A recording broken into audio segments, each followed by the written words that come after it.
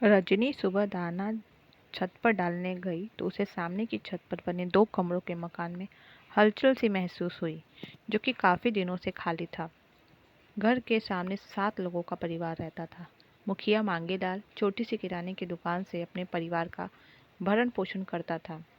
छत पर 2 कमरों का किराए के लिए मकान बनाया था, जो कि गृहस्थी की गाड़ी खींचने में बहुत मददगार था। कई लोग आए और नापसंद करके चले गए।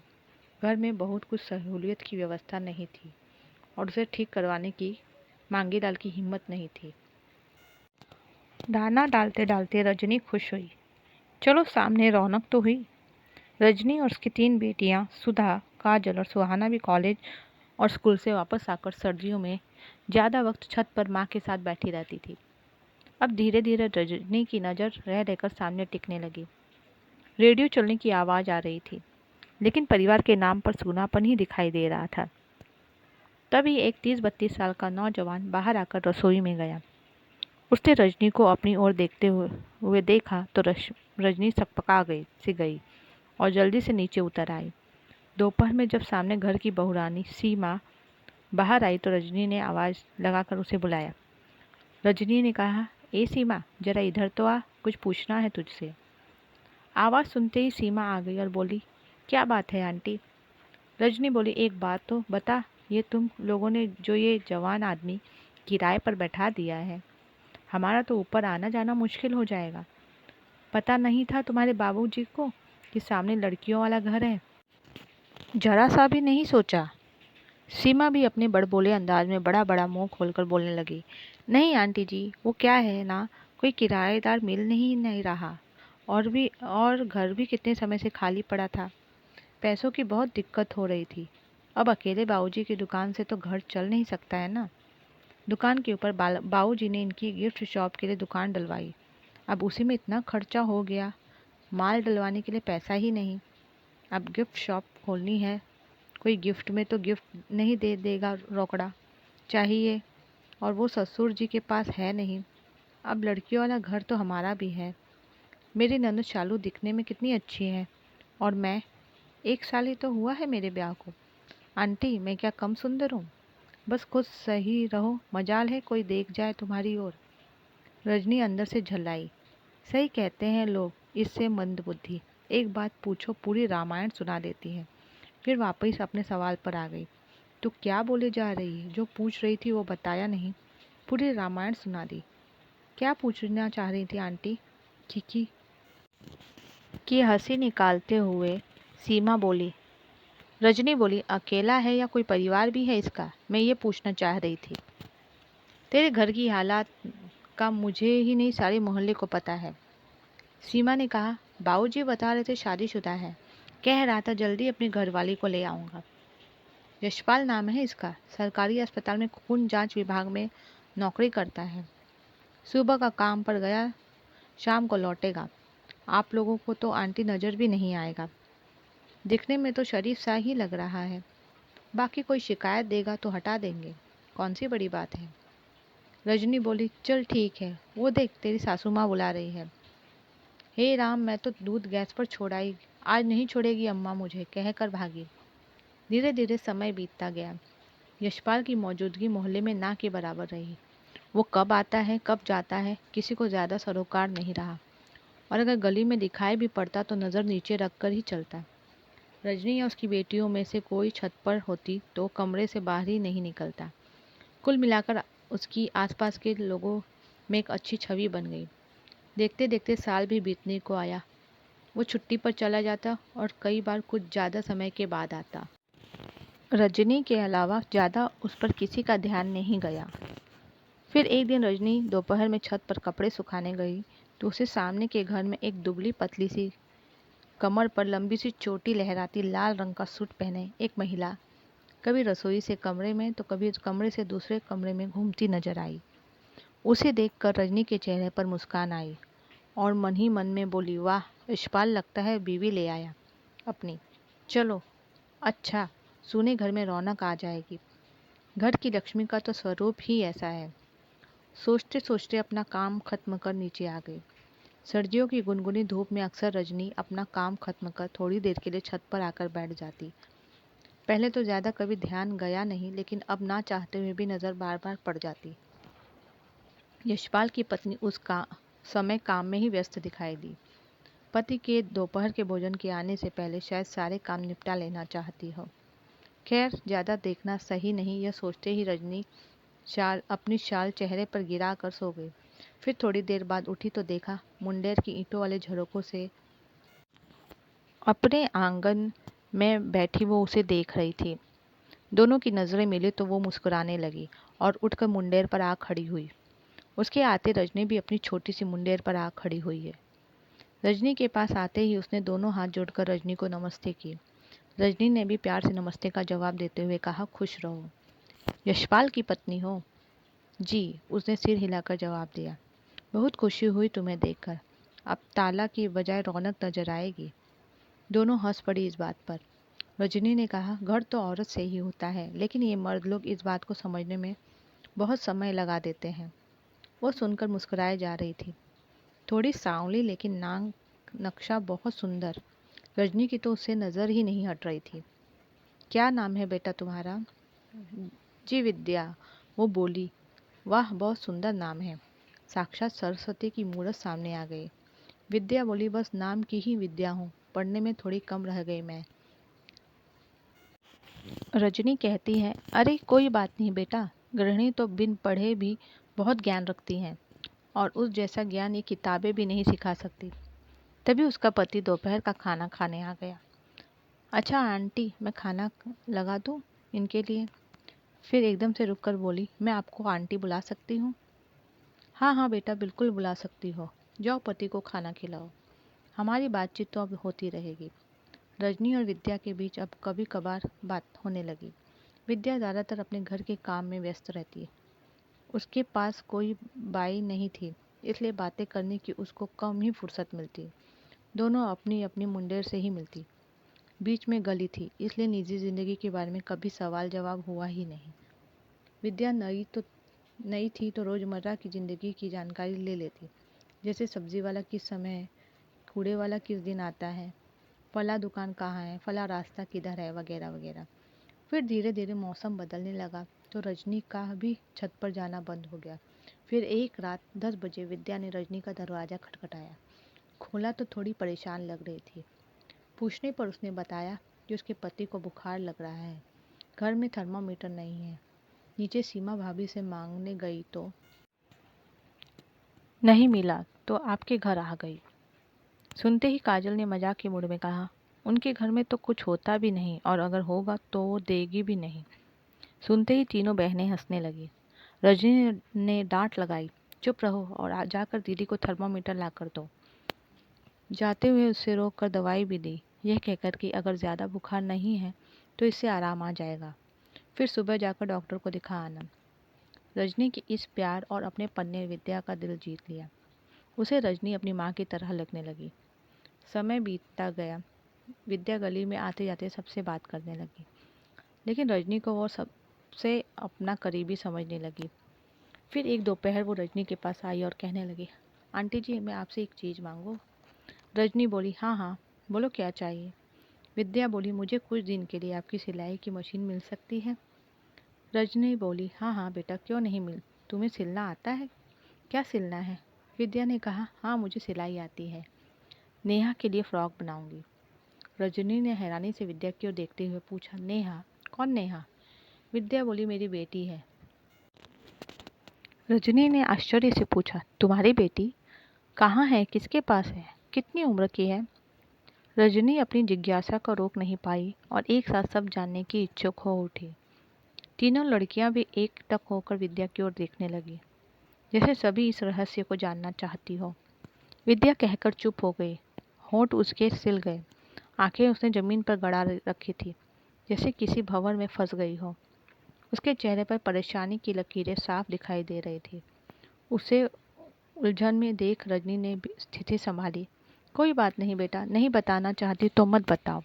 सबके निजी जिंदगी में कुछ न कुछ ऐसा रहता है जो सबसे नहीं बांटा जा सकता। तुम मशीन ले जाओ, कहकर उसने सुहाना को मशीन लाने को कहा।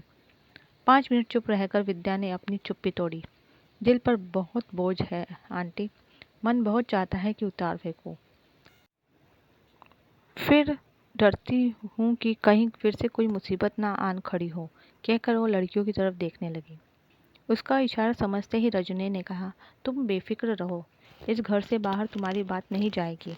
तुम अपने मन की बात यहाँ खुलकर कह सकती हो। अब तक विद्या का थोड़ा सा गला भी रूंधा आया था। धीरे धीरे उसने कहना शुरू किया, यशपाल के पापा और मेरे पापा पुराने दोस्त थे। किसी रिश्तेदार की शादी के समारोह में उनका रायबरेली आना हुआ तो हमारे घर पर भी आए। एक रात वहीं रुके। पूरा समय उनकी नज़र मुझ पर ही रही। काफ़ी खुश रहे मेरी हर बात से। उन्हें अपने बेटे यशपाल के लिए ऐसी ही घरेलू लड़की चाहिए थी। हम भी 3 बहनें हैं, भाई नहीं है हमारा। बड़ी बहन की शादी हो गई थी, छोटी बहन कॉलेज जाने की तैयारी में थी। पापा भी मेरे लिए लड़का देख रहे थे। ऐसे में खुद रिश्ता घर चलकर आया तो सोचना बनता था। यशपाल कानपुर में सरकारी अस्पताल में लैब में काम करते थे। एक बड़ी बहन थी जिसकी लखनऊ में संपन्न परिवार में शादी हो चुकी थी। 6 महीने के अंदर अंदर देखना दिखाना सगाई ब्याह सब हो गया। शुरू के 6 महीने तो पता ना चले। इनके पापा की प्रिंटिंग प्रेस थी। घर का सारा खर्चा वही चलाते थे। इन्होंने कभी घर की तरफ कोई जिम्मेदारी ना रखी। पैसों के मामले बस अपनी इच्छाओं पर ही ज़्यादा पैसा इनका खर्च होता। मेरी सासू माँ के कहने पर ही मुझे कभी कभार बाहर ले जाते, वरना ज़्यादा कभी मेरी और कोई फ़र्ज़ निभाया ही नहीं। बस सब ठीक चल रहा था कि अचानक एक दिन इनके पापा सुबह सब्जियां लेकर घर आए और कहने लगे, तबीयत ठीक नहीं लग रही। जब पसीना बहुत निकलने लगा तो जल्दी से अस्पताल ले जाने की तैयारी करने लगे, पर वो तो वहीं बाहर पलंग पर लेटे लेटे ही चले गए। घर में एकदम से सन्नाटा छा गया। इनके पापा परिवार को बहुत जोड़ के रखते थे। ये भी उन्हीं की सुनते थे। अभी कुछ दिन बीते ही नहीं थे कि दरवाजे पर एक के बाद एक कर्जा मांगने वालों का तांता लग गया, जिसकी माँ बेटे को तनिक सी भी भनक नहीं थी। प्रिंटिंग प्रेस घाटे में जा रही थी। बेटी की शादी अमीर घराना अपनी और उनकी साख रखने के लिए लाखों का कर्जा ले लिया था। माँ बेटे दोनों को की जिंदगी हराम हो गई है। हर दिन कोई न कोई टपक पड़ता है। अपमान, गाली गलौज, आस पड़ोस में इज्जत का तमाशा आए दिन का काम हो गया। बेटी ने पैसों की मदद करने से साफ इनकार कर दिया। कर्जा उतारने के हर संभव प्रयास में माँ के मेरे गहने, इनकी मोटरसाइकिल, यहाँ तक कि प्रिंटिंग प्रेस भी बेच दी। यशपाल बहुत चिड़चिड़े से हो गए। कुछ और रास्ता दिखाई न दिया तो मुझ पर अपने मायके से पैसे लाने का दबाव डालने लगे। मेरे ना करने पर मुझ पर चिल्लाना मारना हर रोज की बात हो गई। खुशी हंसी नाम की हर बात उस घर में रूठ चुकी थी। ऐसे में मुझे पता चला कि मैं माँ बनने वाली हूँ। माँ बेटे दोनों ने कोई खुशी नहीं दिखाई। यशपाल एक कंजूस, गुस्सैल, चिड़चिड़ा इंसान बन चुका था। उसे अपनी मोटरसाइकिल बहुत प्यारी थी। उसके बिकने का वो सदमा बर्दाश्त नहीं कर पाया।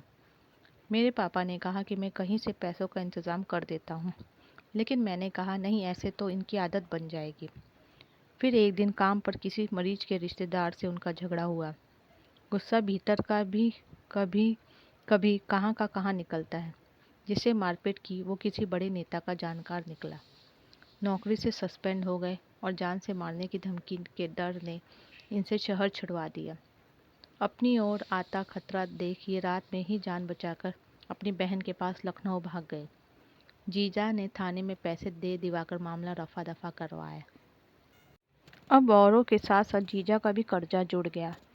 बेटा घर है नहीं, बहू गर्भवती। सासू माँ ने जिम्मेदारी से हाथ छुड़ाने के लिए मुझे मेरे पापा के यहाँ भेज दिया। 3 माह की मैं गर्भवती अपने पापा के घर चली आई। 6 महीने के बाद मैंने बेटी को जन्म दिया। इनकी भी मेरठ में नौकरी लग गई। देखते देखते साल बीत गया।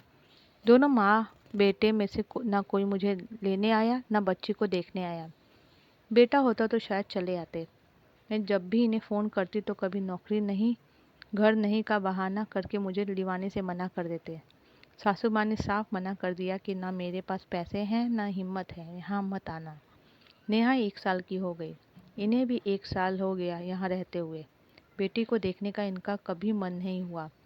मेरे पापा लखनऊ इनके बहन और जीजा से मेरी खुशी की भीख मांगने गए। जीजा की बात टालने की हिम्मत नहीं थी। उनके बीच बचाव से मुझे रखने को तैयार तो हो गए, लेकिन नेहा अभी पापा के घर ही रहेगी इस शर्त पर। मेरे पापा ने कहा, तू जा बेटा, अपना घर बसा। एक बार वहाँ तेरी जगह बन गई तो नेहा को ले जाना। जगह तो क्या बनानी, मैं तो इस किराए के घर को भी अपना नहीं कह सकती। हर चीज़ पर नियंत्रण, यहाँ तक कि सब्जी के पैसों का भी हिसाब मांगता है। मारना, हाथ उठाना इसके लिए आम सी बात है।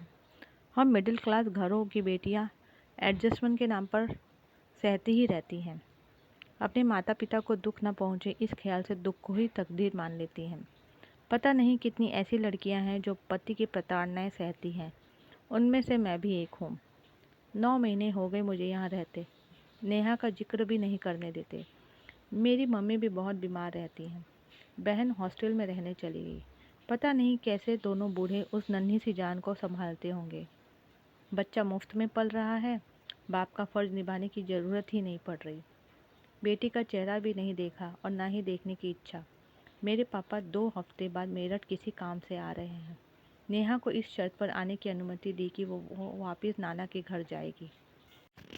अभी वो उसे रखने की स्थिति में नहीं है। जब तक जीजा का कर्जा नहीं उतर जाता तब तक नेहा वहीं रहेगी। 3 महीने बाद वो 2 साल की हो जाएगी। मेरे पास उसे देने के लिए कुछ भी नहीं, यहाँ तक कि उसके फ्रॉक का नया कपड़ा लाने का भी पैसा नहीं दिया। मैं अपने पुराने सूट में से उसका ड्रेस बनाऊंगी। कहते कहते विद्या फूट कर रो पड़ी। रजनी ने सारी कहानी सुनकर एक बड़ी सी सांस ली। बेटियां तीनों अवाक से देख रही थी। यकीनन ही उन्हें यकीन नहीं आ रहा था कि दिखने में जो इंसान इतना सीधा लग रहा था वो अंदर से इतना क्रूर भी हो सकता है। रोना बंद करो विद्या, कहकर रजनी ने वसुधा को एक गिलास पानी लाने को कहा और साथ में चाय बनाने को कहा। तुम्हारी कहानी में वाकई दर्द है। ससुराल वाले या पति अच्छा नहीं है, मारपीट लड़ाई झगड़ा, ऐसी कहानी हर चौथे घर में देखने को मिल जाएगी। यहाँ ना रुका और ना रुकेगा। पति चाहे कोई कितना भी बुरा हो, लेकिन पिता वो हमेशा अच्छा ही रहा है। अपने बच्चे के साथ ऐसा करते किसी को नहीं देखा। एक दिहाड़ी का मजदूर भी खुद कम खा लेगा लेकिन अपने बच्चे का पेट भर कर ही उसे सुलाएगा। तेरा पति कुछ अलग ही मिट्टी का इंसान है। विद्या ने भीगी आंखों से रजनी की ओर आंख उठाकर देखा। सही कह रही हूँ बेटा, मैं रजनी ने उसकी नज़रों का जवाब देते हुए कहा। अगर तुम ऐसा सोच रही हो कि कल को जीजा का कर्जा खत्म होते ही बेटी को घर ले आएगा तो मैं तुम्हें बता दूं ऐसा कुछ नहीं होने वाला। बच्चा बड़ा होगा तो खर्चे भी तो बढ़ेंगे। ये लालच का कीड़ा फैलता ही जाएगा। और अगर तुम ऐसा सोचती हो कि कोई फरिश्ता आकर तुम्हारी मदद करेगा या फिर यह बदल जाएगा, यह भी जल्दी मुमकिन नहीं। जिम्मेदारियों से भागने का सिलसिला चलता रहेगा। बेशर्मी ढीठता से किसी को ज़्यादा फर्क नहीं पड़ता। तुमने उसके हाथ में जादू की छड़ी दे दी है। जानती हो वो क्या है? तुम्हारा डर। तुम्हारे मम्मी पापा को कोई तकलीफ न हो, तुम सहती रहोगी और यहाँ तुम्हें ऐसे दर्द मिलते रहेंगे। और कल को अगर बड़ी होकर नेहा घर आती है तो तुम किस हक से कहोगी कि ये गलत है, ऐसा मत करो, क्योंकि तुमने तो उसे अपनी परवरिश संस्कार दिए ही नहीं। तुम्हारे माता पिता को अलग भला बुरा कहेगा कि कुछ सिखाया नहीं। उनका त्याग तपस्या का कोई मोल ही नहीं रहेगा। जो माँ सिखा सकती है वो कोई नहीं सिखा सकता। इससे पहले कि तुम फिर से माँ बनो, किसी तरह अपनी बेटी को घर ले आओ। कैसे लाना है इसका रास्ता भी बेटा तुम्हें ही खोजना होगा। पहले बेटी के लिए डटो, फिर अपने लिए खड़ी होना। विद्या के दिल में रजनी की बातें एक रोशनी की तरह उतर रही थी। उसे आज तक किसी ने ऐसी शिक्षा नहीं दी थी। वो मशीन लेकर घर आ गई। काफ़ी देर तक बिस्तर पर लेटी छत की तरफ देखती रही। आज कहीं न कहीं रजनी की बातों ने उसे अंदर तक झंझोड़ा था। माना कि यशपाल की संवेदना सोई हुई है, लेकिन उसने भी पिता के हृदय में बेटी के लिए प्रेम जगाने के लिए कौन से भरसक प्रयास किए। कितने ही मौके पति पत्नी के बीच ऐसे आए जब वो उसके मन को छू सकती थी। बेटी की मासूम छवि को उसके हृदय में बसाकर वात्सल्य की अनुभूति करा सकती थी, लेकिन उसने कभी ऐसा कहाँ कुछ किया। बरसों बाद मिले दाम्पत्य सुख को ही संभालती रही। आज अपराध बोध की भावना में गिरकर वो फूट फूट कर रोने लगी।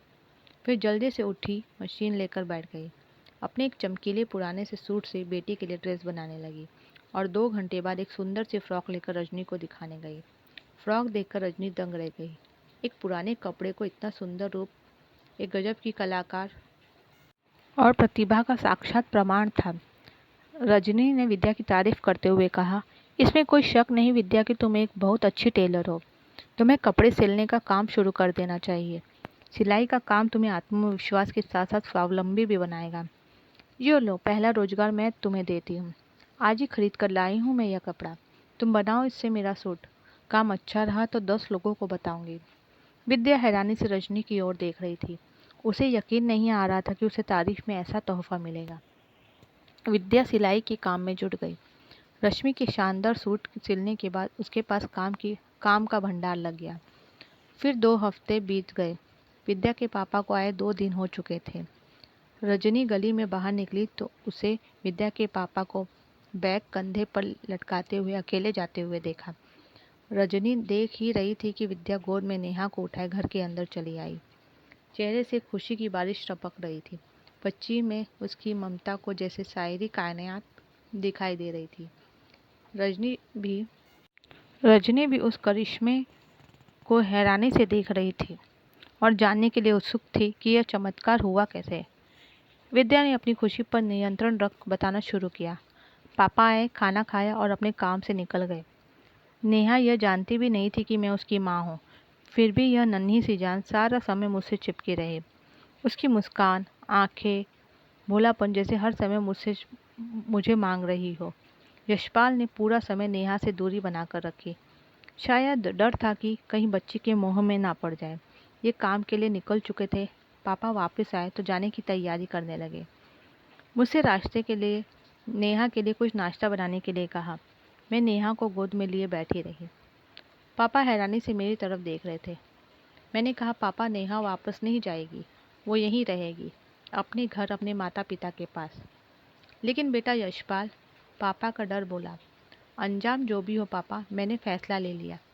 मेरी दृढ़ता ने मेरे पापा के विश्वास को बल दिया। कहने लगे, लेकिन इसके कपड़े तो मैं लाया नहीं, बाजार से खरीद लाऊं? मैंने कहा, कपड़े मैं बना लूँगी, बस मुझे खरीद कर एक सिलाई की मशीन दे जाइए। पापा बाजार गए और मशीन खरीद लाए। रजनी ने सब सुनते विद्या को गले लगा लिया और बेटी के लौटने की हार्दिक बधाई भी दी। कुछ दिनों बाद विद्या ने बताया, सब धीरे धीरे ठीक हो रहा है। यशपाल ने कई दिन तक उससे बात नहीं की, लेकिन वो भी मस्त रही अपनी सिलाई और बेटी में। खुद को यूं नज़रअंदाज देख वो अपने आप को बदलने लगा। सब शुभ संकेत नज़र आ रहे हैं। फिर विद्या ने बताया कि उसे कुछ लड़कियां भी मिल गई हैं जो सिलाई सीखना चाहती हैं। विद्या आत्मनिर्भरता के एक रास्ते पर अग्रसर हो रही थी। बेटे के आगमन ने उसे एक नई राह दिखाई दी। फिर एक दिन विद्या ने आकर बताया कि वो यह घर छोड़ रहे हैं। उसकी सिलाई क्लास की वजह से नीचे वालों को दिक्कत आ रही है। उसने एक बड़ी जगह ली थी जहां वो अपना एक छोटा सा सिलाई स्कूल खोलने जा रही थी। रजनी सुनकर बहुत खुश हुई, लेकिन उसके जाने से थोड़ी दुखी भी हुई। विद्या रजनी के गले लगते हुए बोली, आंटी जी, आज मैं जहां आकर खड़ी हुई हूँ उसमें आपकी बहुत बड़ी भूमिका है। आपकी बातों से मुझे बहुत प्रेरणा मिली। यह सारी हिम्मत, ये नया मार्ग आप ही का दिखाया हुआ है। भगवान करे जब भी कोई बेटी दुखी हो तो रजनी आंटी जैसा कोई फरिश्ता आसपास हो। रजनी की आंखें भर गईं। प्यार से विद्या के चेहरे पर चपत लगाते हुए बोली, किराएदार तो इस घर में बहुत आए, लेकिन जो लगाव तुझसे हुआ है ऐसा किसी से नहीं हुआ है। आती रहना दीदी, इस ओर कहकर तीनों बहनें भी विद्या से लिपट गईं।